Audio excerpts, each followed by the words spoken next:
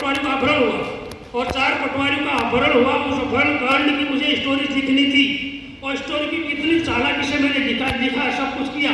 और जब गिरफ्तार होकर जा रहा था, जिन पटवारी ने बन गया और जिनका अपहरण हुआ और जिनके खिलाफ मैंने खबर छापी लिखी थी, उन्हीं के हाथ मैंने अपना बंडल थमाया, मेरे ऑफिस में दे देना, और दूसरे उन्हीं के खिलाफ वो खबर छपी जो मेरा बंडल लेके गए थे पिथौरागढ़। तो ये है कि आप अपने उद्देश्य पर, मूल्यों पर कितना काम करते हैं। अब आज के दौर की पत्रकारिता आपको अभी गणेश पाठक जी ने विस्तार से बताई है। अगर हम समर्पित होकर के, समर्पित भाव से उस काम को करें, उस जनता के लिए करें।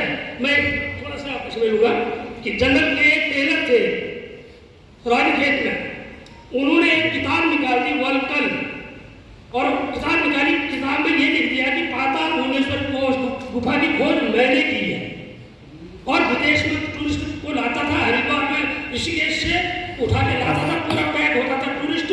वो गुफा के अंदर जब उसके लोग जाते थे तो वहाँ कोई प्रवेश नहीं कर सकता था। वहाँ का जो पुजारी था दान सिंह, उसको उसने अपना गाइड बता दिया, जो वहाँ का मुख्य व्यक्ति था उसको गाइड बता दिया। उसके खिलाफ हमने लड़ाई करी, वहाँ पर धोखाधड़ी से जमीन खरीदी, होटल बना दिया 3 मंजिला, हमने उसके खिलाफ लड़ाई करी। तो वहाँ पर स्टाम्प पेपर बिक नहीं सकती थी जमीन, स्टाम्प पेपर भी किया। तो मैं था और हमारे जो आज का संपादक है देहरादून में हिंदुस्तान के गुरु रानी जी, हम दोनों वहाँ गए पाताल भुवनेश्वर, वहाँ पर लोगों से बातचीत की, हमने उसका खिलाफ छापा। तब शेखनाथ थे एसडीएम डीडीआर में आता पाताल भुवनेश्वर, तो उन्होंने उसको सील किया है। आज शासन के कब्जे में है वो पाताल भुवनेश्वर गुफा।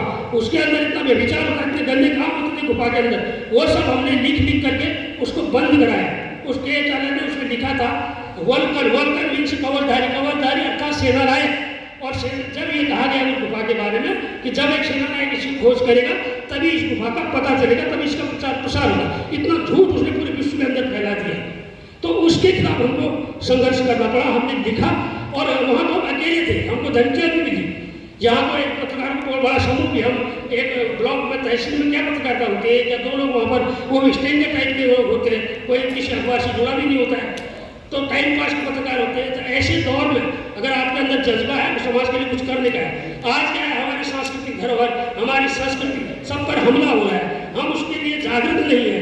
हम आज सोशल मीडिया में आप देखें किस रूप में हमारी संस्कृति को परोसा जा रहा है, लेकिन कोई बोलने वाला नहीं, कई संगठित समाज नहीं है। हम हमारी पत्रकारिता को उन उद्देश्य को पूरा करने के लिए जिजीविका के साथ, पूरी आत्मीयता के साथ, पूरे लगन से देखना होगा।